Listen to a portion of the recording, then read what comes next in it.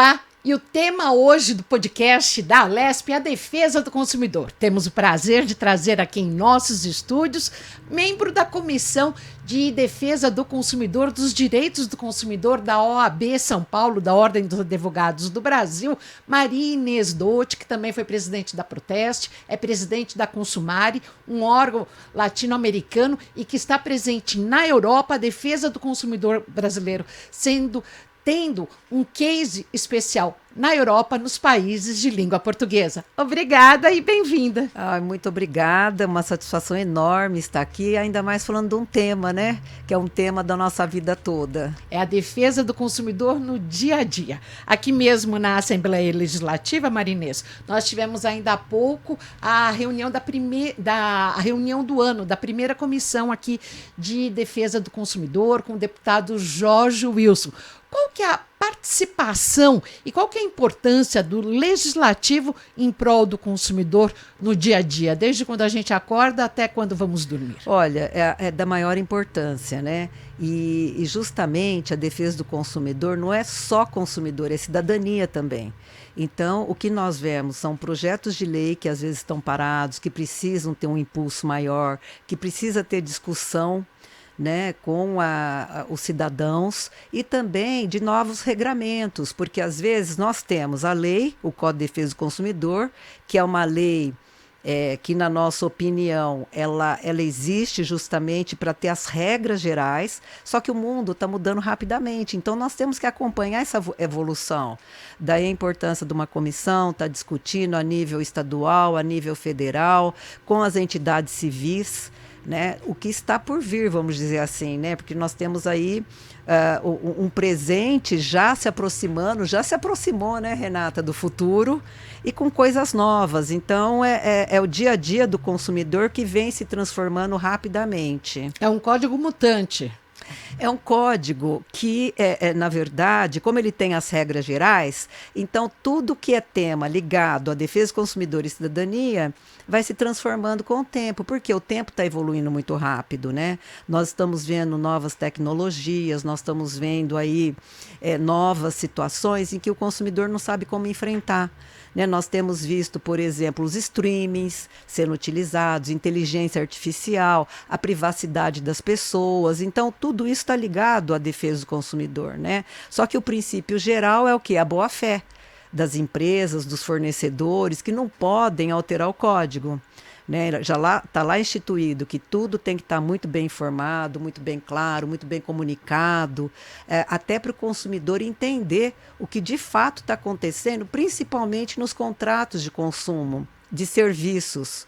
E isso para o consumidor tem uma importância muito grande, porque ele vai poder compreender as regras, ele vai saber quando elas podem ser alteradas ou não, ele vai poder entender se ele está pagando o que é o justo, vamos dizer assim, né? Então, em todas as áreas, Renata, a gente vê uma transformação incrível. É na área da saúde, é na área da energia elétrica, é na área dos serviços em geral, dos produtos, né, que vem se transformando também rapidamente. Então, é um mundo que a gente acompanha e vamos encaixando aí as dificuldades e modulando as necessidades do consumidor. E é um mundo que tem um lobby muito forte, né? Tem um lobby muito forte das empresas, lógico, né? E às vezes até as regras que são boas para o consumidor, elas também mudam, né? E elas pioram, às vezes, algumas regras. Elas se tornam mais flexíveis e acabam, então, afetando o consumidor. Né? Mesmo ele tendo contratado de uma forma, geralmente os contratos nos serviços são contratos de adesão, onde as empresas podem alterar de forma unilateral as suas cláusulas, mas elas não podem colocar o consumidor em desvantagem. Então, ali tem que ter o preço acertado, se o consumidor aceita ou não, pode até modificar mais, o consumidor tem que consentir. Nos produtos, a gente vê os produtos tendo as embalagens diminuídas, nós temos visto, inclusive... A maquiagem de embalagem, a maquiagem de produtos, as informações nutricionais, que nem sempre estão muito claras para o consumidor. Então, é um acompanhamento de muitas áreas, onde o consumidor realmente, às vezes, tem muita dificuldade em compreender o que está acontecendo. E é preciso ter vontade política por parte dos legisladores e também do executivo para que tudo corra em prol do consumidor, em prol do cidadão. É o que nós pensamos, né? E é o que o código também diz. Então, tudo tem que estar em perfeita harmonia, o que a gente chama de harmonização nas relações de consumo, né? Você não pode, por exemplo, colocar desvantagem para o consumidor ou cobrança excessiva, onerosa. Você não pode, por exemplo, estar oferecendo no mercado produtos perigosos. Né? Se o produto é perigoso, tem que ter informação adequada. Se ele causa algum problema ou qualquer coisa à saúde do consumidor, a segurança do consumidor tem que ser informado. Então, muitas regras, vamos dizer assim, foram melhoradas. Haja visto a segurança viária. Né? Quando a gente fala em segurança, hoje nós temos o cinto de segurança, nós temos as pontas, né, que seguram a cadeirinha na própria poltrona do automóvel, nós temos os testes de colisão que demonstram se o carro é eficiente ou não, de forma a trazer mais segurança. Estamos também discutindo a questão dos pedestres, né? As travessias, nós estamos discutindo também muita coisa em torno, né, desse novo mundo que está já acontecendo, né, que é a inteligência artificial, que é a proteção do consumidor, que é a segurança do consumidor, a privacidade, que hoje é extremamente invadida com publicidades e outras coisas. Agora, uma coisa é certa, né, para o consumidor é um mundo que às vezes ele desconhece. As coisas vão acontecendo e ele não sabe, né, o que está por vir. Mas eu me lembro quando nós começamos a trabalhar, por exemplo, cintos de segurança, que as pessoas entendiam que não havia necessidade. E aos poucos, de forma coordenada, isso foi demonstrado para o consumidor. Né? Então, que nós... Se imbuir uma cultura. Sim, exatamente. Então, a cultura tem que vir lá do berço, tem que vir lá das escolas, das famílias, para que as pessoas possam, então, ter o que nós chamamos de educação para o consumo. Sem isso, você não tem a percepção do que realmente está acontecendo. O nosso Código Brasileiro de Defesa do Consumidor, que completa agora 34 anos, que vai completar 34 anos, ele já foi case de sucesso no exterior? Já foi um dos melhores? Olha, ele ainda é considerado... Já foi referência? Sim, ele ainda é considerado uma referência, porque nós temos muitos países que ainda não têm o Código de Defesa do Consumidor. Né? Mesmo países desenvolvidos? Mesmo países desenvolvidos. Eles acabam incorporando dentro de um outro código a defesa do consumidor. Né? Então, isso acaba fazendo com que o código não seja tão forte como o que nós temos. Como eu estava falando no início com você, o nosso código tem regras gerais e, a partir dessas regras, sim, tem que ter os regulamentos. Né? Exemplo, por exemplo, do Serviço de Atendimento ao Consumidor, que precisou passar por uma reforma, esse serviço todo, mas nem sempre de forma adequada, nem sempre o consumidor acaba ganhando. Então, por isso que é necessária a participação do legislativo para acompanhar toda essa mudança que envolve consumidor, empresas, que envolve, por exemplo, as leis. Não é? Porque não adianta você ter uma lei geral se você não segue. Não adianta você ter uma lei que é referência no mundo se ela acaba sendo mutilada. Nós tivemos algumas adaptações, né, do código. Nós tivemos a alteração da lei do saque e nós tivemos a alteração também da superendividamento, que era necessário. Nós ainda não temos uma forma de trabalhar essa questão ainda da internet, que está muito avançada, mas há necessidade, sim, né, de se discutir, a necessidade de ter regulamentos adequados. E é lógico que aí nós vamos ter outra vez embate, né, entre consumidores e empresas. Mas ali não é o ganha-ganha, ali tem que ser de forma que ambos saiam fortalecidos, de forma a cumprir com as obrigações. Porque assim como as empresas têm obrigações, os consumidores também têm. Tem deveres. Então, é isso que tem que estar harmônico, é isso que nós precisamos sempre defender. Direitos e deveres e regras claras e transparentes. Regras claras, transparentes, informação adequada, informação que possa chegar para um nível de entendimento do nosso consumidor brasileiro de 12 anos.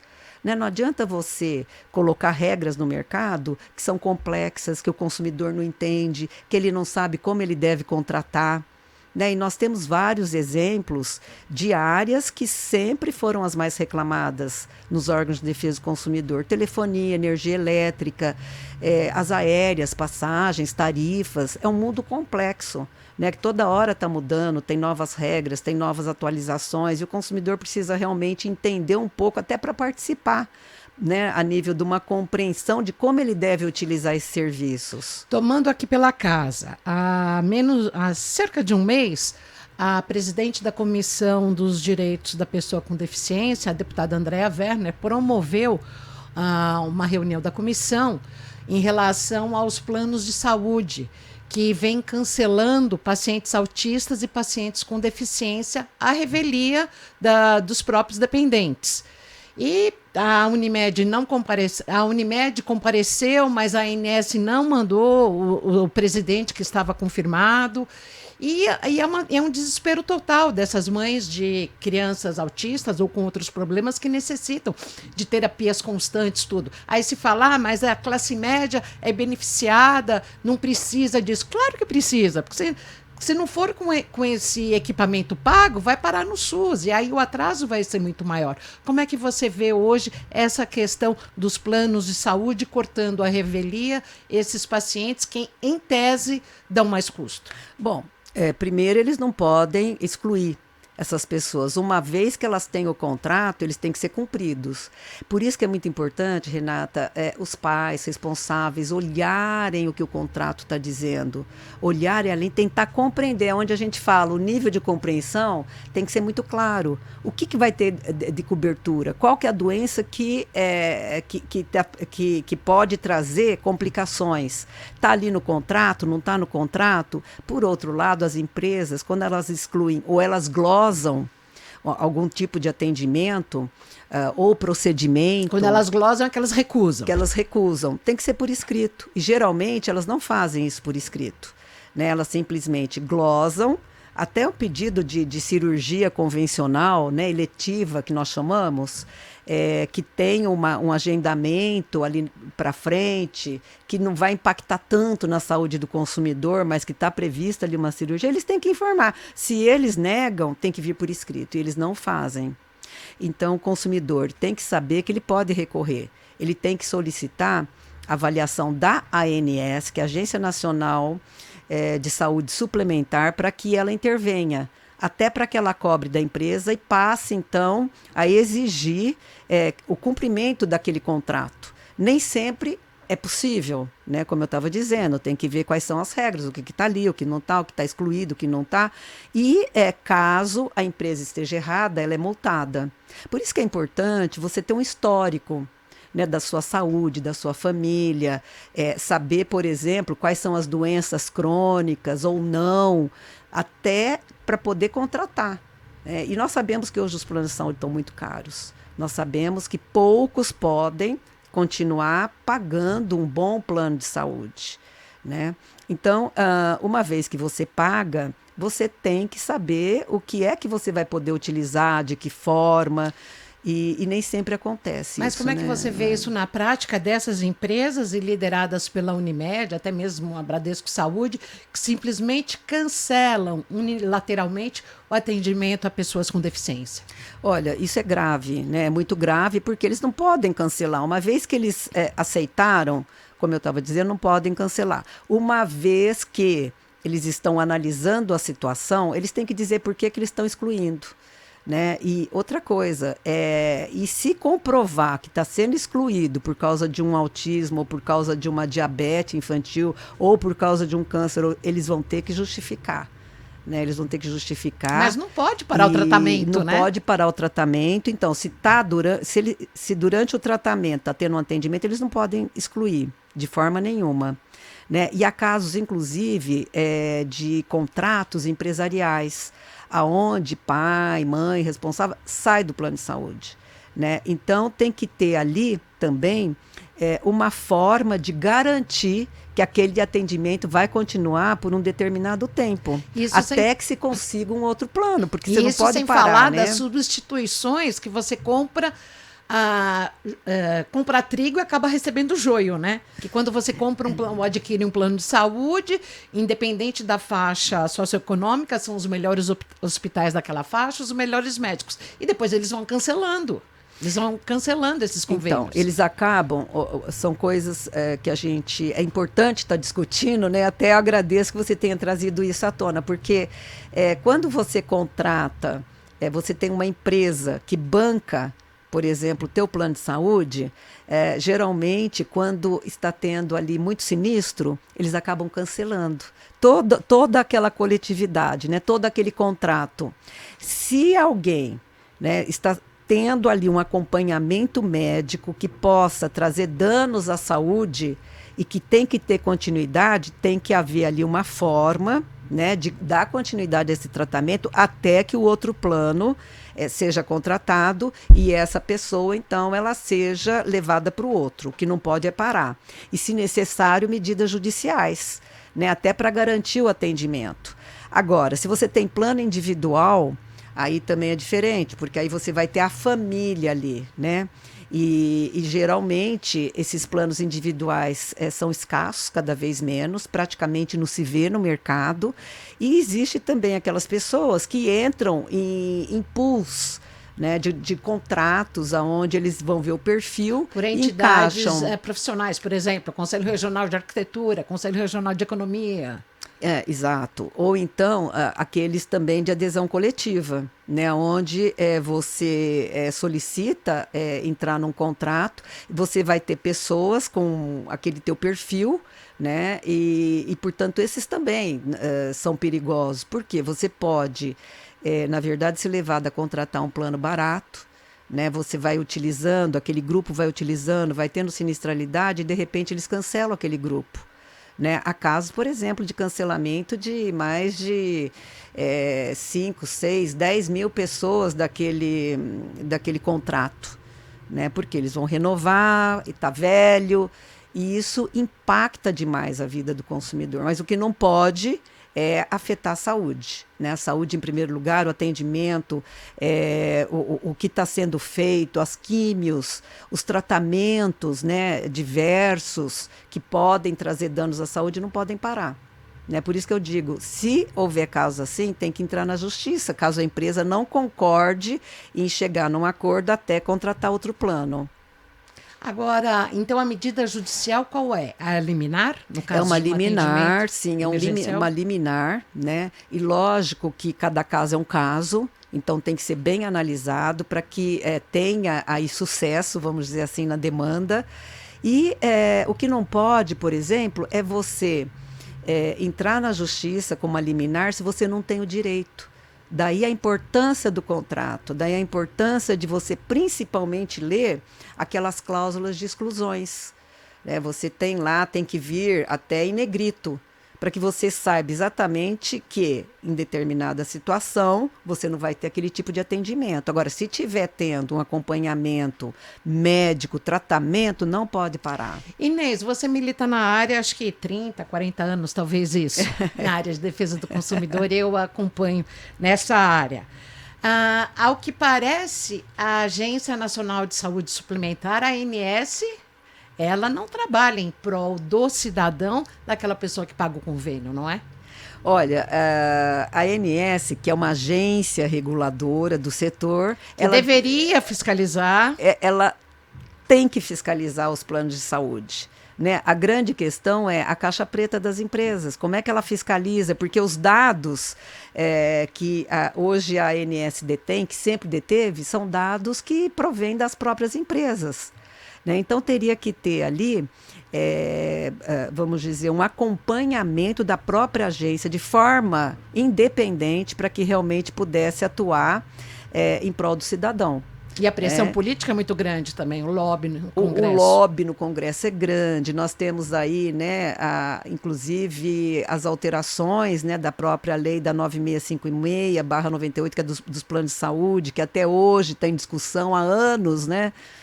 E que está em discussão e que tem muito lobby. Agora, nós sabemos que você manter um plano, ele é caro. Então, uma vez que você tem o plano, você tem que ter o atendimento. Aquele atendimento que você contratou. Agora, independente de qualquer coisa, as empresas também, por outro lado, elas têm que buscar atualizações. Elas não podem parar, porque a medicina, ela muda rapidamente, né? São novas tecnologias, inovações, novos métodos, menos invasivos. Exames por né? laparoscopia, ao invés de se Exato. abrir e com risco de infecção, inclusive para ficar mais caro. Então, os tratamentos, vamos dizer assim, que hoje muitas cirurgias elas já são menos invasivas, são incríveis. Então, o paciente pode ficar menos no hospital, o risco é menor, o gasto é menor, no sentido de ter ali todo o aparato médico, né? Mais as máquinas que trabalham, né? Fazendo esse tipo de diagnósticos, tratamentos, tudo, são caros. Né? Então, a questão é como equalizar a nova tecnologia. Anualmente, né, muda tipo de cirurgia, é por robô, né, tem a robótica que hoje a gente tem também, mas o direito à informação do paciente tem que estar sempre presente. Né? A ética tem que estar sempre presente, o consumidor ali, que é, vamos dizer, o paciente, ele tem que ter as informações adequadas. E nessa área, Renata, a gente vê mudanças incríveis, né, que não se imaginava lá atrás, que são as consultas online, para poder ter uma prévia da situação do paciente, até para depois ter encaminhamentos. Né? Então, isso agiliza o atendimento também. Então, tem que equalizar o que é gasto, o que não é, o que está vindo de novo, o que não está vindo, mas, de qualquer maneira, o consumidor brasileiro ele ainda está tendo muita dificuldade em ter aí esse relacionamento com as empresas. Qual o risco da pegadinha dos planos de saúde, agora inclusive me fugiu o termo correto, desses onde você... É um plano compartilhado e que, se você usa, entre aspas, você paga uma parte. Eu gostaria que você falasse sobre isso e que alertasse tanto os nossos internautas, ouvintes e telespectadores. Olha, você está falando daquele tipo de contrato onde você vai pagar as cirurgias. Tá? Você paga Os as cirurgias, exames, os exames, as consultas. Como é o termo né? correto que se usa? Agora também me esqueci. Fugiu, não tem problema. Mas, de qualquer maneira, esses contratos, eles têm que ser muito bem analisados. Né? Porque o que é barato, você paga ali uma manutenção, mas pode sair muito caro. Né? Uma cirurgia, você pode ter ali um procedimento caro. Então, você tem que estar preparado para isso. E o bolso também. Né? Então, geralmente as empresas oferecem esse tipo de contrato para o consumidor, só que no compartilhamento das informações não fica claro. E às vezes você pode, inclusive, estar contratando, achando que vai ter todo o atendimento, é jovem, não vai ter tantos problemas de saúde, mas isso nem sempre acontece. Né? Então, nós temos que estar sempre lembrando que esse tipo de plano ele tem que ser muito bem informado e tem que saber, por exemplo, até uma estimativa de custo. Um custo, por exemplo, de uma cirurgia eventual, de uma eletiva, quanto que custaria o hospital, até para não cair numa roubada. Né? E aí, porque a gente sabe que na hora que bate lá na frente, tem também a outra questão, quando as operadoras de saúde começam a pressionar os médicos a não fazer tais exames, ou se a pessoa está na UTI, a tirá-la da UTI, a mandá-la para casa. Isso não pode, Renata, não pode, de forma nenhuma. Se está na UTI, é o médico que acompanha, é o médico que vai dizer o momento em que esse paciente... Mas os médicos sofrem pressão, porque a gente sabe que isso é recorrente. Exatamente, por isso que tem a questão ética, né? O médico ele tem que ser muito ético, e o paciente ele também tem que compreender qual que é a real situação dele. Há casos, por exemplo, que o paciente vai embora e depois tem aí problemas maiores em casa, vai ter que retornar, vai ter outros gastos, o hospital vai gastar, não é? E toda uma equipe vai ficar desgastada.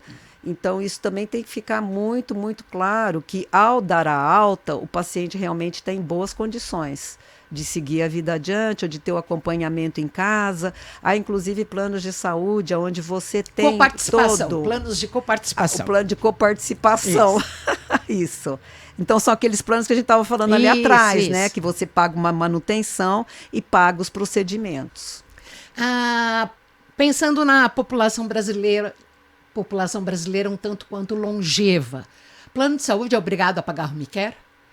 A dar home care? Olha, depende do plano, né? Depende do contrato. Então, muitos excluem isso. Excluem o home care. Às vezes a família não tem o que fazer com o paciente, tem que mantê-lo ali, não tem condições. Então, tem que ver também. Está chegando numa idade mais avançada, está tendo problemas, tem que rever o contrato. Porque o que acontece é que todos nós, eu vou me incluir nisso, você acaba esquecendo o que é que o teu contrato cobre. De repente, numa situação dessa, você vê que não tem o home care. O que você vai fazer com aquele paciente? Né, com aquele consumidor. Então, às vezes, também tem que entrar na justiça, dependendo do contrato, né, porque às vezes o contrato não está claro, ou ele deixa em entrelinhas a possibilidade de ou não. Então, em situações como essa, pode-se pedir uma liminar na justiça, até para que se resolva de que forma que o paciente ele vai continuar o tratamento, vai continuar o atendimento que ele precisa, não é? Agora, tem que ver também, e isso acontece muito. Às vezes o paciente não necessita do home care, mas ele necessita, por exemplo, de alguns procedimentos depois que ele sai do hospital. Ele precisa ter um acompanhamento, então esses procedimentos que eu falo são laboratoriais ou não, fisioterapia ou não. Exato. Então isso administração de um antibiótico venoso. Exato. Então isso também tem que ver o contrato, para onde é que eles vão encaminhar. Às vezes eles encaminham para outras regiões que o paciente não tem condição, né, de ir. Então eles até dão, né, um atendimento, mas o paciente não tem como se locomover, como dar continuidade a esse tratamento. Por isso que é importante tudo isso que nós estamos conversando, para alertar as pessoas, né? E principalmente aquelas, e eu acredito que grande maioria, Renata, não tem o contrato em casa. Tem que ter. Numa emergência, já sabe qual é o direito, já sabe qual que é a rede hospitalar, já sabe de que forma agir, e principalmente que hoje muita coisa está no site. Então, numa emergência, você às vezes não consegue entrar no site para saber quais são esses direitos, o que o teu contrato prevê, o que ele inclui e o que ele exclui. E as pessoas não sabem, vão lá no site, não sabem nem acessar, não sabem de que forma procurar informação. Nós estamos falando da questão da saúde. Pensando nessa reunião da Comissão de Defesa dos Direitos do Consumidor que tivemos aqui na Casa, na Assembleia Legislativa. Da mesma forma que discutimos o moderno chat GPT, a Lei Geral de Proteção de Dados do Consumidor, temos a velha e boa pipoca que as pessoas compram para levar ao cinema, ou saquinho de batata frita, ou um refrigerante.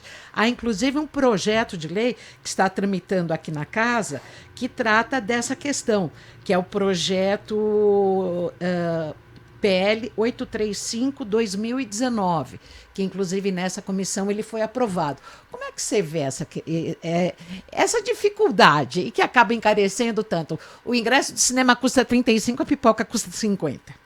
Olha, é um problema que sempre existiu, né? Se a gente for pensar, sempre existiu esse problema. Mas o que tem que ser visto é qual que é a regra, qual que é a política daquela empresa, não é? E o consumidor tem que saber, olha, eu vou comprar uma pipoca por 50, mas eu pago 35, não vou fazer isso.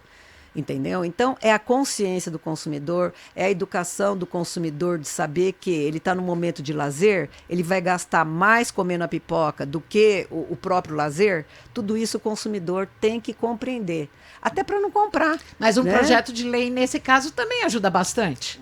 No caso, o projeto de lei ajuda muito, né? Então, nós vemos assim o projeto de lei fortalecendo, inclusive, essa área, esse setor, essas discussões. E outra coisa, não só esse caso que você citou, mas os antigos estacionamentos também, né, que hoje são preços excessivos. E às vezes você não tem opção, mas no caso da pipoca, você tem opção. Né? Você pode comer depois em outro lugar, você não precisa estar ali no lazer e comer uma pipoca. Né? Então, mas vai falar isso para a criança. Pois é, então essa é uma questão da educação, de você informar a criança, de você não conduzir a criança para aquele tipo de Mas coisa. há muito abuso né? também por parte das empresas operadoras, seja de cinema, de teatro, de circo, do que for, de shows, o valores exorbitante que eles cobram por esses produtos, né? Exato. E aí que vem a questão da educação novamente. Você tem que começar a explicar para essas crianças que depois você vai oferecer aquilo melhor, mais gostoso. Você tem que começar a incutir na cabeça da criança que aquele não é o momento adequado, que está ali para o lazer. É difícil? É, mas nós temos que fazer isso. É a mesma coisa você ensinar a criança a trocar os brinquedos, né? Que geralmente eles não querem trocar os brinquedos. É meu, então tem que ter o Até mesmo doar, né? compartilhamento. Exatamente. Os pais responsáveis têm essa responsabilidade muito grande de informar tudo isso para a criança entende. A criança acaba entendendo, né? Então é dessa forma que nós temos que trabalhar a defesa do consumidor, a defesa do cidadão no Brasil. Com informação, com exemplos, e mostrando que está certo, que está errado, que é abusivo, que é excessivo, para que a criança possa crescer um adulto compreendendo todas as dificuldades que o mundo nos impõe, né? No Brasil, é obrigatória a educação para o consumo no currículo escolar? Olha, essa é uma diretriz muito importante, né, que tem que ser informado em todas as, vamos dizer, em todas as áreas, né, da educação. Você pode transmitir de forma na matemática, você pode na geografia, na história, no português, você pode trazer elementos para que a educação para o consumo realmente se efetive. Né? É uma diretriz muito importante que muitos países ainda não têm, né? E eu posso dizer países da África, né? Países lusófonos, onde isso não chega. Né? Então, nós estamos num patamar, eu diria, um patamar muito acima de muitos outros países. Né? Então, nós não estamos falando só a nível de Brasil, nós estamos falando a nível de cidadania no mundo. E a gente ainda vê muita dificuldade nessas transformações e temos que aproveitar muito com a defesa do consumidor, que é uma regra geral, que é uma lei geral principiológica, para poder instituir tudo isso que nós estamos conversando. E às vezes tem que começar por áreas, às vezes não dá para você começar com várias áreas querendo fazer uma mudança geral. Então, isso tem que ser visto também. Quais são as áreas prioritárias? Aonde é que a educação para o consumo vai chegar nas escolas? E nós temos visto escolas formidáveis, né, que têm trazido esses elementos de forma inovadora.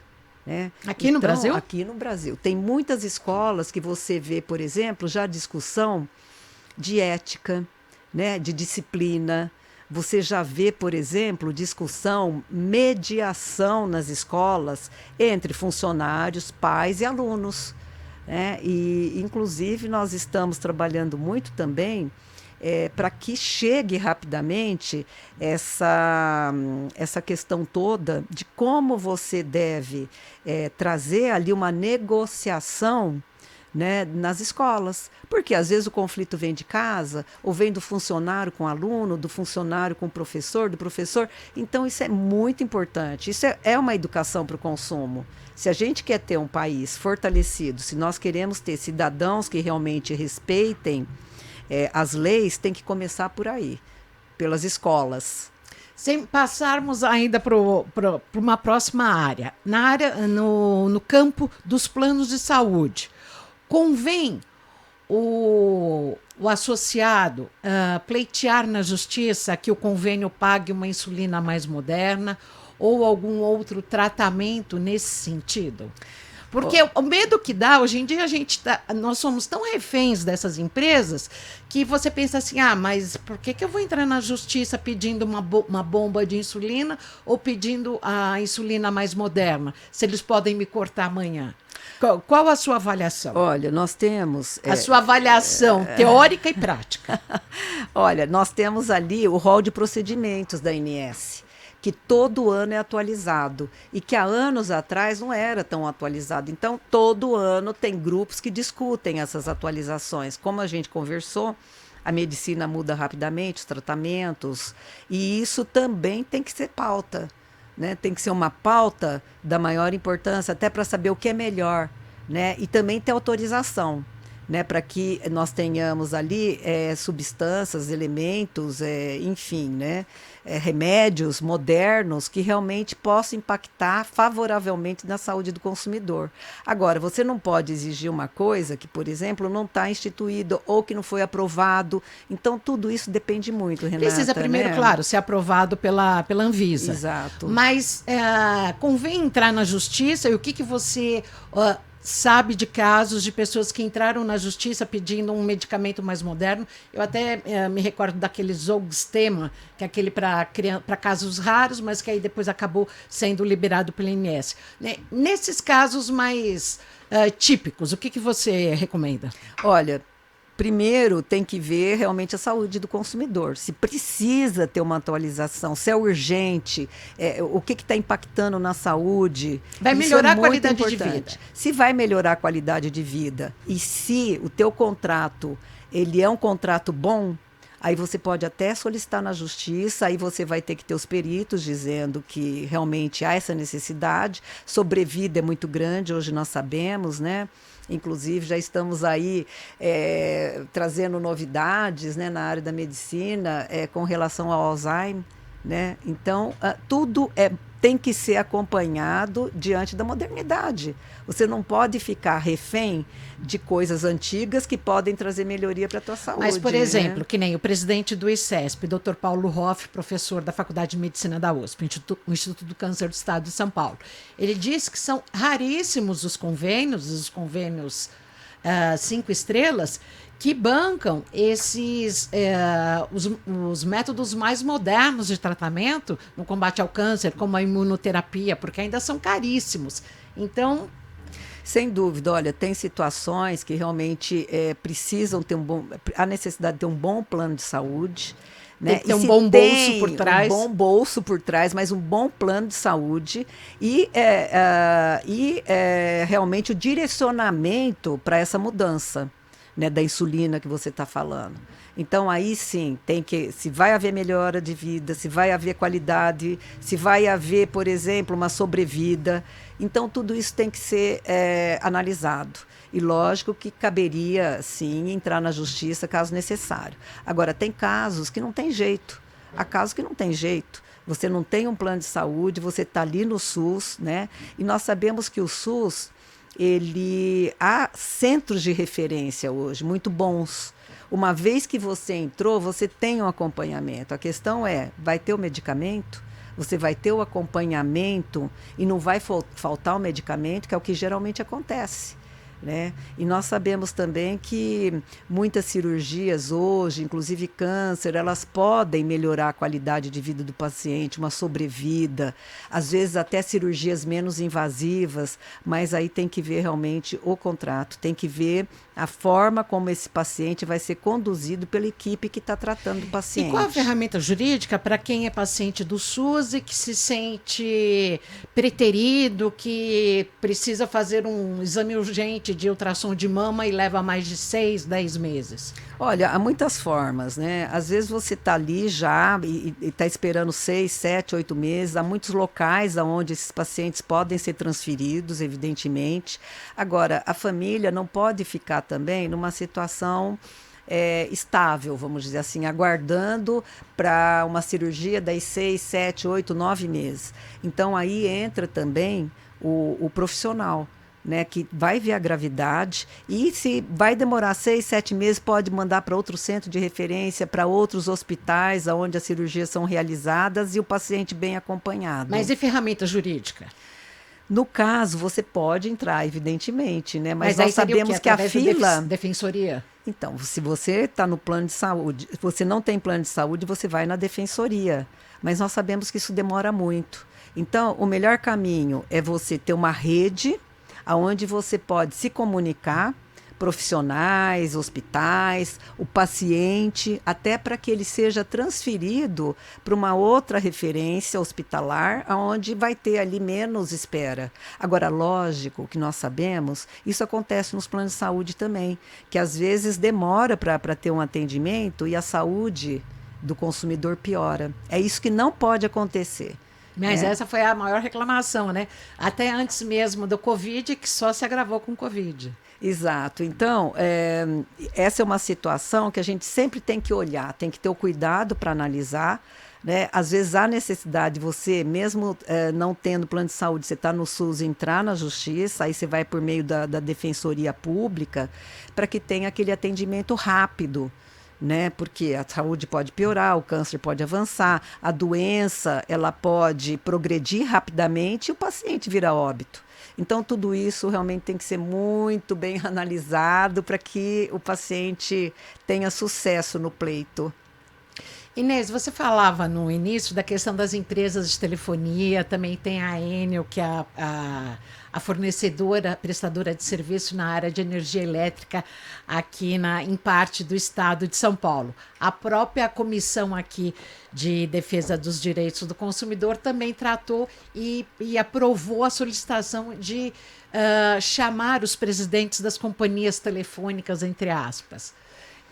Como é que você vê hoje essa questão da telefonia, quando nós falamos em 5G? Olha, 5G está difícil até de ser implementado pelas empresas, né?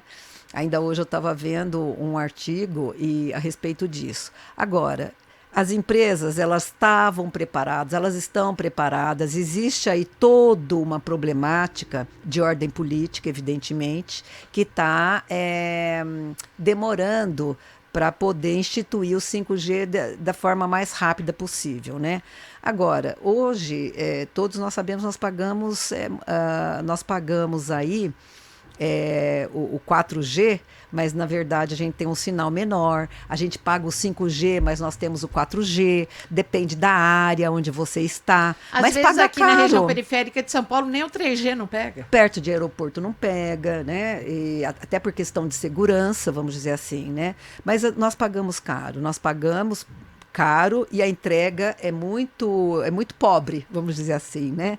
Agora, durante a pandemia, a gente pôde perceber uma evolução muito rápida, né? Porque as pessoas precisavam trabalhar, não podiam estar no presencial, então você viu que as empresas correram para trazer o melhor que podiam para o consumidor. A própria casa, que a Assembleia funcionou aí por mais de 2 anos no híbrido, não foi nem no híbrido, foi no virtual. No virtual, Sim. Né? Então, isso faz com que todos nós pensemos que é questão política, é uma questão de regulamentos que tem que ser rapidamente, né, evoluídos e aprovados. E na telefonia nós temos muitos regulamentos. Né? Telefonia fixa, que já quase praticamente não se usa, e museu, celular, né? Museu. Mas rapidamente a gente vê que as mudanças têm que ser feitas. Né? Como a gente estava falando no início, né? Hoje nós temos até inteligência artificial, nós temos os robôs que atendem os telefones, né? E que inclusive as pessoas reclamam muito das ligações que vai caindo ali nos robôs, vão mudando, né, os números e as pessoas continuam recebendo ligação. Agora, tudo, se você não tem fiscalização, Renata, não acontece. Terra de ninguém. Exatamente. Se você não tem uma fiscalização, um acompanhamento, né, de que forma que o consumidor fica? Sem proteção nenhuma, porque ele reclama, não evolui aquela reclamação por conta de um regulamento que ainda não saiu, mas é o que a gente sempre explica para o consumidor, que ele tem que reclamar. Né? Bem ou mal, ele tem que estar ali, ele tem que estar presente, ele tem que estar fazendo a parte dele, porque é assim que a pressão também funciona. Nós vimos recentemente o streaming de mudanças de contrato, não é? Então, foi por meio de reclamações. Você tem informação se, na prática, a Netflix já cortou o acesso de quem é fora de um endereço? Ela já vem cortando o acesso e já vem cobrando. Né? Muitas pessoas já estão recebendo os cortes e já estão entrando em contato para fazer novos contratos. Agora, tudo foi feito de forma assim, pouco... aleatória? Pouco informativo. Com muito pouca clareza e transparência, porque a obrigação da empresa é comunicar publicamente, né, que vai haver essa mudança, não deixar só no site. O consumidor, como eu estava dizendo, nem sempre olha o site, às vezes não sabe onde que vai procurar a informação, então ela tem que tornar público. né? Ela pode alterar o contrato, mas ela não pode, na verdade, exceder o preço que ela está cobrando sem que tenha o consentimento do consumidor. Os contratos têm que estar protegidos. Por exemplo, se você tem um contrato em andamento e ele é quebrado, né? Porque se você contrata por 12 meses, ele é quebrado, se fosse o consumidor, você pagaria uma multa, né? Então, a empresa tem que oferecer a contrapartida para o consumidor. E os órgãos de fiscalização e a Secretaria de Defesa do Consumidor, o que fez? Olha, nós sabemos que 4 PROCONs no Brasil entraram com um pedido de esclarecimento para as empresas. Pela lei, eles têm um prazo para poder se defender. A partir desse prazo, é que vai ser analisado, né? Se vai haver ali uma multa, ou se vai entrar, por exemplo, numa questão mais administrativa, se vai ser levado adiante ou não, se o consumidor está sendo prejudicado ou não. Então, nessa fase, a notificação já foi feita, o período de resposta tem que estar dentro desse prazo estabelecido pelos PROCONs para poder saber o que fazer. Mas, de qualquer forma, o consumidor ele não pode aceitar uma mudança unilateral, sem que ele consinta e sem saber que preço que ele vai pagar. Porque se ele é informado do preço, a decisão de continuar compartilhando a senha dele fora da residência tem que acontecer. Então, ele tem que ser informado. Ele aceita? Tá bom. Vai pagar mais? Tudo bem. Não vou pagar? Então... Qual a orientação que você dá para o consumidor? Primeiro, verificar se essa situação está realmente acontecendo. Se o contrato foi rescindido e se as cobranças ali na fatura já estão colocando o ponto extra. É ali precisa que ele checar, tem que olhar, coisa que a gente não checa. Exatamente, tem que checar. Em muitos casos, o consumidor não checa porque está no automático dos bancos. Isso, é uma parcela pequena, já está no cartão de crédito. Exato, mas você pode entrar no site e olhar. Né? Você olha ali o teu perfil, você olha o teu contrato, você olha do quanto você está sendo cobrado. Porque às vezes também, Renato, o consumidor confunde o reajuste, né, que é feito com essa cobrança do serviço extra. E tem uma coisa também, dá trabalho, mas tem que sentar e fazer isso. De tempos em tempos, ver quanto que você está pagando no plano do celular, checar se a concorrência tem mais barato. Eu já fiz várias vezes isso. Ou mesmo, você não precisa nem chegar a mudar, você liga e fala, eu quero cancelar. Algumas empresas já têm essas margens para lhe dar um desconto por tanto tempo. Então, falo isso na área de celular. Na questão de gás e energia não tem, porque a gente é refém mesmo e fim de papo. Mas tem essa possibilidade, né? Você tem essa possibilidade, inclusive, de saber o teu consumo. Né? Então, o que você está consumindo? Né? E na telefonia também, lógico, você está vendo ali o que está sendo cobrado, quais são as cobranças. Na energia elétrica também, você tem que ver qual que é o teu consumo, porque muitos prédios você tem o consumo individual, muitos coletivo, então aí tem que levar para uma reunião de condomínio. Né? Você vê, cada situação é uma situação que vai impactar no bolso do consumidor. E uma conta assim, no momento desses em que a gente tem os preços galopantes não acompanhando as faixas salariais, a pessoa tem que pensar a médio prazo. Não, mas veio um aumento de R$15 no mês. Não, mas ao fim do ano serão quantos? Em 12 meses serão quantos? 150. Com isso que eu consigo fazer. Da onde que eu não vou precisar cortar? Então mas isso é importante, de tempos em tempos você está olhando ali, né? Principalmente na telefonia. Né? Qual que é o meu perfil de gasto? Eu estou gastando mais aonde? Aonde é que eu vou mudar o meu plano? E não tenha medo de fazer portabilidade, que hoje já virou... Hoje nem se cobra para fazer a portabilidade, é proibido, desde sempre foi. E né? é muito tranquilo, né? É tranquilo, mas você tem que saber se você não vai... ir para um plano pior ou para uma empresa pior. Não é? De repente você acaba trocando por uma empresa pior ou que não vai ter uma abrangência nacional. Então, tem que olhar, abrangência. Onde é que você anda? Você vai usar muito fora do teu estado, do teu município? Isso é válido para a telefonia, é válido para plano de saúde, onde você pode reduzir valores. No plano de saúde, por exemplo, rede hospitalar é mais cara. Se você fica num quarto privativo é mais caro. Então, a hotelaria é mais caro. E na telefonia celular também. Você tem que ver, olha, eu preciso mais para receber ou para fazer as ligações, o que a lei me permite, o regulamento, no caso, que diz, né? Então, isso impacta muito. Questão do uso de dados, né? Uso de dados, às vezes está usando acima, pagando, você não está percebendo.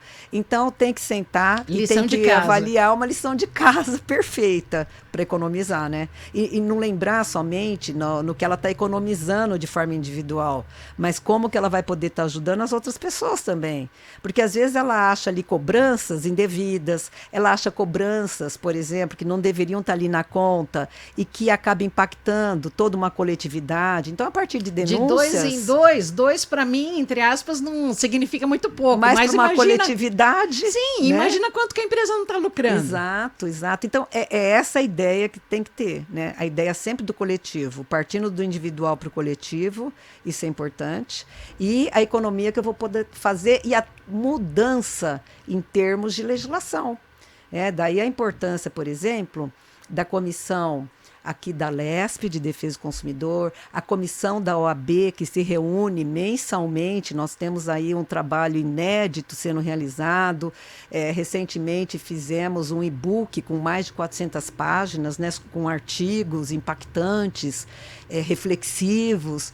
Estamos nos preparando aí para outras novidades. Nós temos um Instagram, né, que traz essas informações, porque esse é o papel também da OAB, de informar, né, de estar ali orientando o consumidor. Então, é um Instagram que começou há apenas 3 meses, mas que já está ajudando muitas pessoas, né? Então, é muito importante isso também. E como é que você vê essa aprovação coletiva aqui da LESP em trazer os presidentes das empresas de telefonia?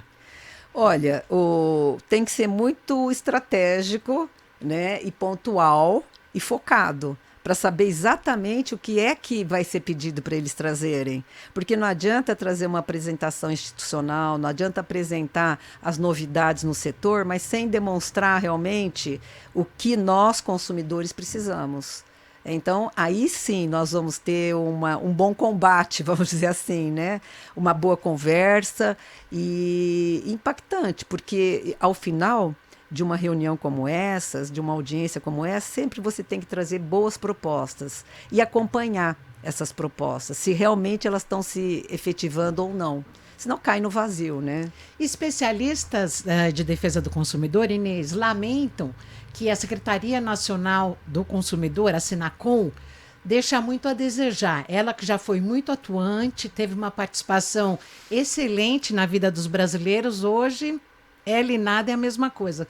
Como é que você vê isso? Olha, a Senacom, que é a Secretaria do Consumidor, ela tem ali vários grupos, né, de participantes, empresas, consumidores, representantes dos PROCONs. Então, ali é que tem que vir a cobrança. Se você tem uma agenda, uma boa agenda de bons temas, você pode trabalhar de forma muito eficiente, né? Então, todo esse grupo que hoje está ali na Senacom também tem que fazer propostas. Esvaziado, entre aspas. Mas, na nossa opinião, isso tem que voltar. Né? Tem que voltar, tem que ser discutido. Nós tivemos muitos assuntos sendo discutidos lá no passado, tem que voltar, principalmente por causa dessas mudanças todas que nós estamos vendo, né?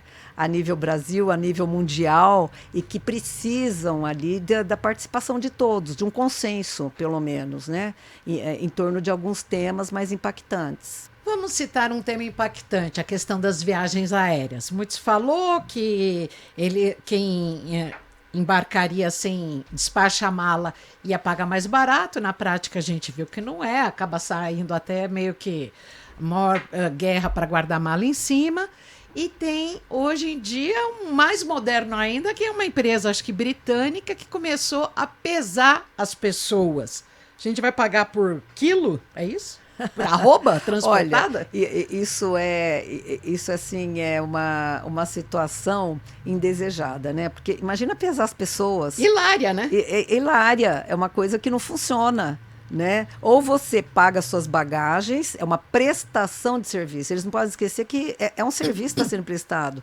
Agora, o peso do consumidor é uma coisa que está fora do pacote de serviço, lógico, né? Agora, nós tivemos um embate muito grande com essa questão do despacho das malas, das cobranças. Foi proibido, voltou, foi oferecido, inclusive foi dito que haveria aí tarifas melhores, não aconteceu. Nós estamos visto agora que novas empresas não estão colocando muitos aviões em algumas áreas, principalmente as britânicas no Brasil, por falta de aviões. Então, tudo isso mexe com o setor, né? De forma a demonstrar ali na frente que o preço vai aumentar, evidentemente, né? E agora, nas aéreas, além do despacho que você já paga antecipadamente, se você paga na hora, você paga muito mais. E tem um outro fator impactante, que é você comprar uma passagem para pagar, para viajar daí um ano, 3, 4 dias depois, um mês depois, você decide prorrogar aquela passagem, você paga uma multa, que é um terço, às vezes, o valor da passagem. E se for mais próximo, é 3 vezes o valor da passagem. Exato, não compensa, né? Então, mas o que compõe esse valor? Qual que é o papel da IATA? O que é que ela de fato está multando? O que é que ela está cobrando? Quais são as tarifas? Porque você também não sabe, quando você tira a passagem, qual que é a melhor tarifa? A tua tarifa é flexível, não é? A tua tarifa é válida só para aquele trecho e você não pode mudar? Você paga mais barato, você não pode mudar? Se mudar, você vai pagar mais caro? Então, nós consumidores temos que estar sempre muito antenados em relação ao que a gente contrata, em relação ao que a gente paga. Né? E sempre printar tudo, seja na tela do computador, na tela do celular. Sempre tem que ter todos os comprovantes, né? Você tem que ter guardado ali todos os teus comprovantes de tudo que você adquire, tá muito atento, atento principalmente aos golpes, né? Que hoje a gente vê que estão sofisticados. Então, todos nós temos que ter muita atenção, né? Não podemos ter, por exemplo, regulamentos e leis para tudo. As leis existem para ser cumpridas, mas elas têm que ser cumpridas. Então, volta a falar da fiscalização. Se a gente não tiver uma fiscalização nesses setores onde o consumidor é mais fragilizado, nós não vamos conseguir nunca melhorar a nossa situação enquanto consumidor. E isso sem falar do Pix, né? Do Pix, que a gente tem os golpes do Pix, aí os bancos que não querem pagar. Olha, o Pix, ele teve uma mudança, né? Então, agora você tem um prazo para poder reclamar junto ao banco. E o banco tem que bloquear aquele valor, né? Porque às vezes é de madrugada o golpe, você não vê, ou você vê já no início da noite, não consegue falar com o seu banco. Então, de qualquer forma, o consumidor tem que ter ali o comprovante, nem que ele grave, nem que ele diga o dia, o horário, o atendente. E às vezes o consumidor ele cansa, porque tem aquela questão, número 1, número 2, número 3, você não consegue bloquear o que você realmente necessita. Ou então você tem o cancelamento do cartão, porque você está gastando, você está fazendo uma compra que foge um pouco do teu perfil. Só que eles bloqueiam, eles não te avisam, você vai fazer a compra e aí tem que informar, né? Tem que haver meios para estar informando. SMS, tecle 1, tecle 2, alguma coisa nesse sentido. Alguma forma tem que ter, e aí, lógico, cada instituição financeira ela vai avaliar a melhor forma, mas o consumidor tem que ser informado e não ir comprar e estar bloqueado. Quem penaliza mais o consumidor? É o setor bancário, o setor de planos de saúde, o setor de telefonia? Olha, são coisas diferentes, né? Porque são valores diferentes, né? No plano de saúde você paga muito mais do que na área da telefonia, paga lógico. Com a vida. Paga com a vida, com a tua segurança. Com a telefonia você paga enquanto prestação de serviço, então são coisas diferentes. Mas o principal é você garantir a saúde e a segurança do consumidor, né? E nesse caso, então, prevalece os planos de saúde. Evidente, né? Agora, voltando para as instituições... No caso, o rombo domiciliar, no caso, é o rombo financeiro, né? Financeiro, né? Então, voltando um pouquinho aí para as instituições financeiras, os cartões de crédito acabaram de fazer uma grande mudança. imperceptível para o consumidor. Eles estão mudando as datas de vencimento, né, de quando você compra. Então, se você tem uma data que é uma compra boa, que você pagaria daí 40 dias, 30 dias, está sendo reduzido. E muitos bancos não estão informando o consumidor. Então tem que tomar cuidado também com isso, né? Que é a novidade do momento. Então que nem, se o meu cartão vira, o meu cartão vira todo dia 20. Então significa que se eu comprar até o dia 19, eu só vou pagar daí até... No mês seguinte, só que eles estão encurtando esse prazo que vai cair no teu cartão. Entendi. Então, ao invés do dia 20, por decisão deles, eles estão fechando no dia 10, vai e eu comprando no dia 11, eu estou achando que eu vou pagar 40 dias. Não, vou pagar daqui a 20. Exatamente. Então, e tem casos, por exemplo, de bancos que estão diminuindo mais ainda, nem 20. Né? Então, o consumidor ele tem que também tomar esse cuidado, porque muitos acabam gastando para pagar lá na frente, né? Já com comprometimento de renda. Né? Então, acaba impactando, evidentemente, na vida financeira. E o que fazer, né? nesse caso? Tem que denunciar. Onde? Tem que denunciar primeiro no Banco Central, tem que denunciar nos órgãos de defesa do consumidor. O consumidor tem que saber dessa mudança, né? Que está havendo, e logicamente ele vai aceitar ou não, ele vai procurar outros cartões, ele vai saber qual que é o prazo, porque como esses contratos são todos de adesão, eles acabam mudando de forma a favorecê-lo, só que o consumidor sai prejudicado, né? No caso, ele vai ter cobranças ali indesejadas, até se eu quiser ligar na minha operadora, né? E saber qual o termo que eu pergunto? Você pode perguntar até quando eu posso fazer compras. Quando fecha a minha fatura? Então, fatura, vamos supor, fecha dia 5. Eu posso usar até que dia para cair daí 30 ou 40. Esse é o segredo, né, para você saber. Porque como eles estão encurtando esse prazo, pode ser que você já tenha ali na próxima conta essas compras sendo colocadas no teu cartão. Agora, Inês, e as milhas? Como era verde meu vale.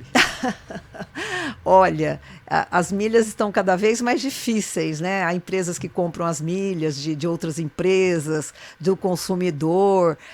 As milhas estão mudando muito, né? Porque eles acabam alterando esses contratos. Então, quando você quer utilizar, eles aumentam, por exemplo, a quantidade de milhagens, dependendo do destino. A passagem aérea só vai ter o pior voo com 850 escalas, só tem aquele. Aí se você for para pagar no dinheiro, tem 1.000 voos ali à sua disposição. Então, e você tem também a opção de você usar suas milhas e pagar um adicional. Então, mas com esse dinheiro. Com esse dinheiro. Então, o que você pode fazer? Você pode primeiro ver qual é a situação, qual é o teu destino, quanto mais rápido você tomar a decisão, melhor, porque aí você vai conseguir saber quais são os voos, você vai fazer uma busca, você vai ver preço, você vai ver com antecedência se aquela milhagem ela vai ser utilizada naquele período, né, que você quer de forma favorável, porque às vezes tem a questão sazonal, né? Então, se você vai para um destino onde tem muita procura naquela época, você vai pagar às vezes o dobro, o triplo. Né? Então, tudo isso é muito importante. Uma temporada. Então, Natal, tudo isso novo. Ou verão no exterior, ou verão no Brasil, vice-versa. Então, isso tudo você tem que ver com antecedência, para que você faça, para que você possa garantir um direito que está cada vez mais difícil, né? E outra coisa, as empresas ainda oferecem, né, um mundo de vantagens para milhas. Você pode trocar milhas por produtos, uma série de coisas. Então, é mais uma coisa que nós temos que estar muito ligados. E para encerrar, Inês, eu gostaria de falar da URB, que infelizmente, quanto mais você fala desse assunto, mais você encontra pessoas do seu meio social que foram engambeladas por essa empresa, que durante a pandemia eles venderam, assim, milhões de reais em passagens, em pacotes, com datas... como é que eles falam? Datas que eram móveis, que não eram datas flexíveis, fixas. Né? E datas. quando vai ver, a bolha estourou. O que fazer? Olha, primeiro, ela está realmente numa situação bem delicada, já existem ações judiciais, inclusive a Defesa do Consumidor está fazendo uma série de cobranças junto à RURB. Agora, o consumidor que foi prejudicado, ele tem que reclamar, ele tem que buscar saber melhor qual que é a situação dele, né? Porque ele pagou, muitos pagaram e não vão conseguir reaver esse dinheiro nesse momento. 99% pagou. Não vai conseguir reaver, vai Pagaram. ficar na perda. E nós sabemos que muitas empresas no passado quebraram e o consumidor ficou na mão. Então, veja bem, essa questão assim de você programar, né, como de fato aconteceu, acaba às vezes trazendo essas inconveniências, né? E principalmente para o bolso. Às vezes uma passagem que você comprou para um destino que você programou, você sonhou, você vai perder. Né, pagou. Então tem que acompanhar junto aos órgãos de defesa do consumidor de que forma que o consumidor pode ser melhor direcionado para essa questão, para que possivelmente ele possa ter mais informação para o caso dele. Né? Cada caso é um caso, então isso é muito bom que seja feito rápido. A Comissão de Defesa do Consumidor da OAB, onde você é membro, recebe denúncias, tem algum e-mail? Vocês agem em prol do consumidor como proteste, ou se não, o PROCON? O nosso papel na defesa do consumidor da OAB é sempre orientar, é sempre direcionar, vamos dizer, essas questões. Não se recebe reclamações como o PROCON, por exemplo, né, porque não é um órgão específico para esse tipo de coisa. As denúncias até podem chegar, mas elas são direcionadas, né, porque cada entidade tem o seu papel a cumprir e a OAB tem um papel muito importante, que é estar acompanhando todo o setor, é estar orientando, é estar ajudando, participando de audiências públicas, participando de grandes discussões temáticas, né? Esse é o papel efetivo da nossa comissão. Algum tema que não falamos que você gostaria de colocar agora no final? Olha, eu posso dizer assim que eu ficaria conversando com você meses e meses, né, de muitos assuntos. Então eu só tenho a agradecer o convite, me colocar à disposição e parabenizar pelo trabalho brilhante que você vem realizando aqui na LESP. Inês, agora vamos na parte descontraída aqui no ping-pong. Como a consumidora marinês se diverte? Olha, eu gosto de olhar tudo, eu gosto de sair, de ver preço, de buscar boas oportunidades de compra, acompanho muito o que eu gosto pelos sites, né? Mas acabo não comprando ali, aí eu vou no presencial, aí eu olho as características do produto, eu sou um pouco chata, né? Mas eu acabo sempre que vou em algum local fazer compra, convencendo as pessoas do que eu quero, porque eu já sei exatamente o que eu estou querendo. E se eles me direcionam para algo que eu não quero, eles percebem, né? E sem que a gente tenha que impor, né? A gente tem que mostrar o nosso lado, porque e eles acabam muitas vezes aceitando e até gostando, né? Porque a gente acaba dando uma aula ali às vezes, né? De como que devem atender o cliente, como que devem estar oferecendo as coisas. E às vezes até parabenizo, né? Que às vezes você tem realmente pessoas ali à frente de venda que são formidáveis, né? Você, como pessoa física, aceita todo e qualquer aumento? Num prestador de serviço, num cabeleireiro, numa manicure? Tem que ser justificado? Olha, é lógico que eu estou sempre olhando, né? Se tem a informação ali de aumento, se está presente, onde eu frequento, né? Eu sempre dou umas olhadas. Uma padaria, que eu sei que perto da sua casa tem uma padaria excelente. É verdade. Eu estou sempre acompanhando, né, os preços, lógico. E se eu acho que está caro, eu vou procurar outro lugar. É o que eu faço. Né? Não que você tenha que convencer as pessoas de que está caro, né? Porque depende muito do poder de compra de cada estabelecimento e cabe a nós, consumidores, estar sempre procurando o que é melhor. E às vezes os preços realmente são muito diferentes. Né? Às vezes R$10 a mais, R$12 a mais, mas que no final da conta vai impactar, depende do que você comprar, da quantidade, né? Então eu gosto muito, sou uma pessoa curiosa. Outro dia eu paguei R$28 num queijo quente numa padaria. Eu falei, gente, ou eu tô ganhando muito pouco, ou os preços subiram muito. Eu falei assim, porque não pode uma fatia de mussarela, não era nem queijo branco, que costuma ser mais caro. e um pãozinho custar quase R$ 30. Aí eu passei depois numa outra padaria, que eu tenho costume de ir, que é uma padaria muito boa, tudo. Lá era 18. Então você começa a ver a questão de onde tem o abuso e onde tem um preço justo. Exato. Não que seja barato, mas pelo menos é um preço. Mas você vê, depende muito também do perfil daqueles que estão utilizando a padaria, por exemplo, né?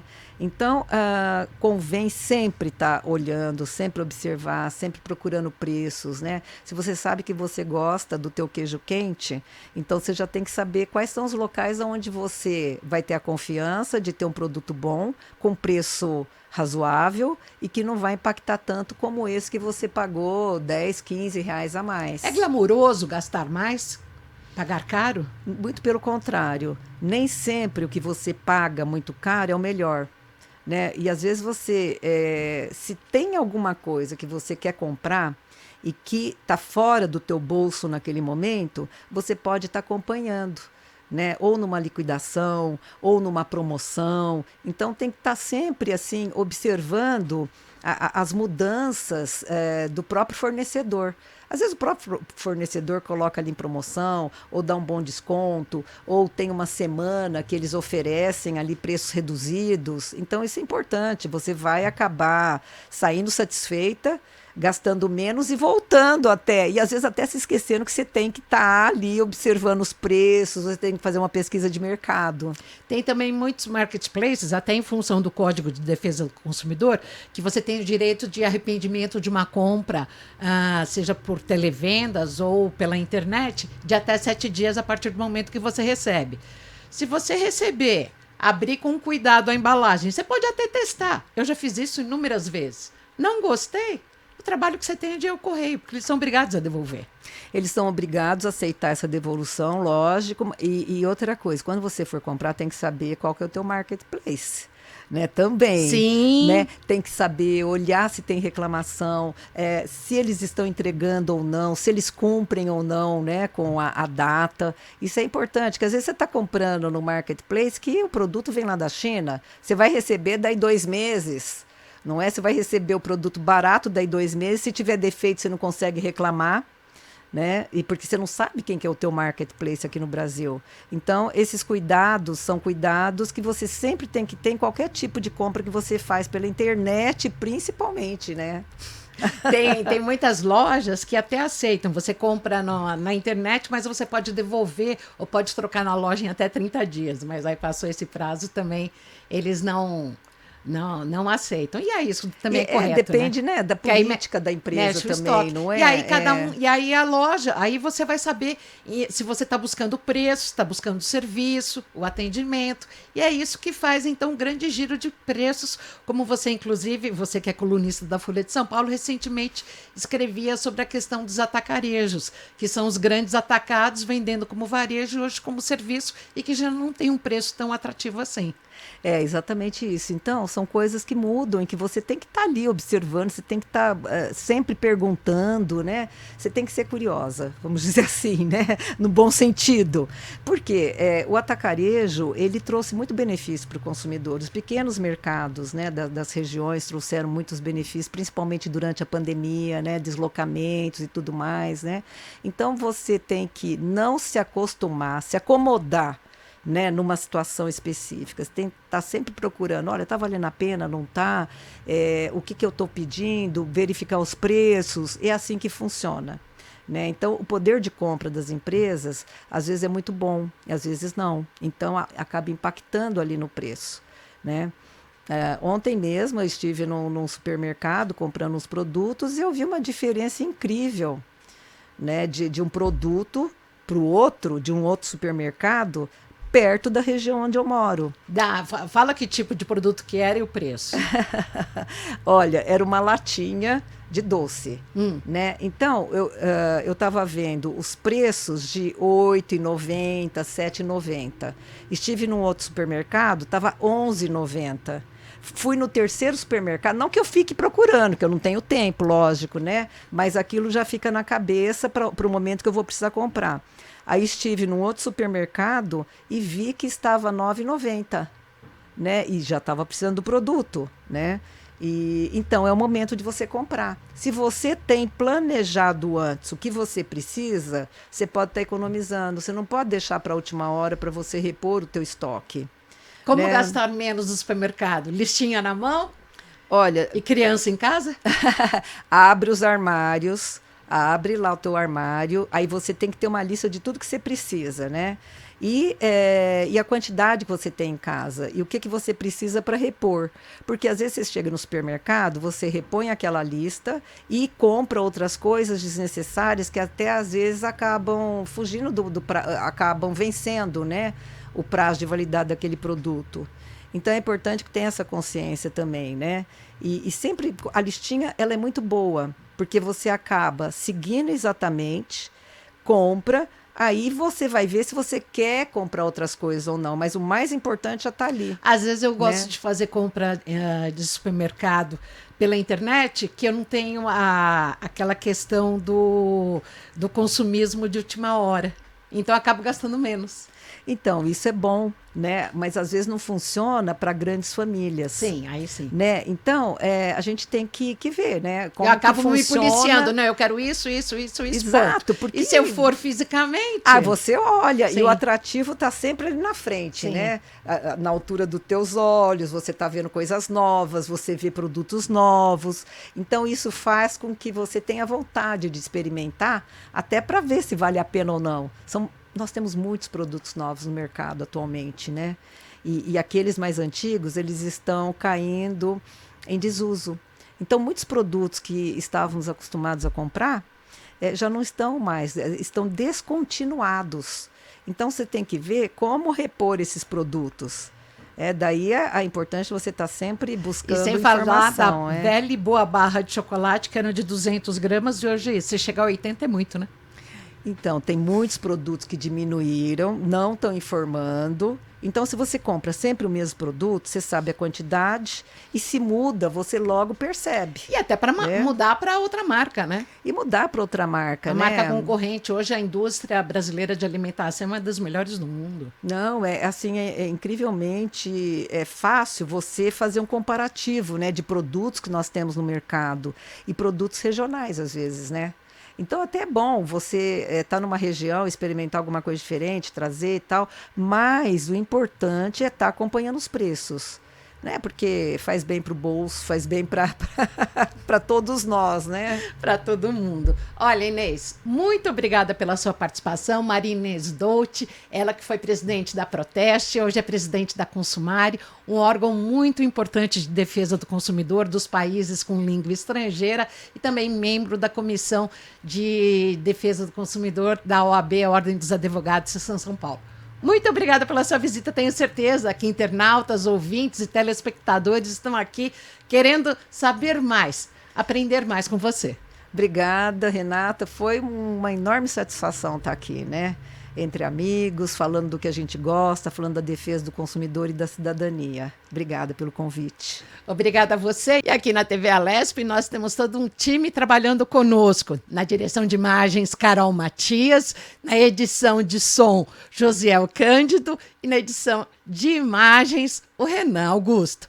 Muito obrigada. Fique com a gente. Todos os dias um novo programa, um novo podcast da Alesp. Sempre às 7 da noite no Spotify e no YouTube, às 8 da noite aqui na TV Alesp.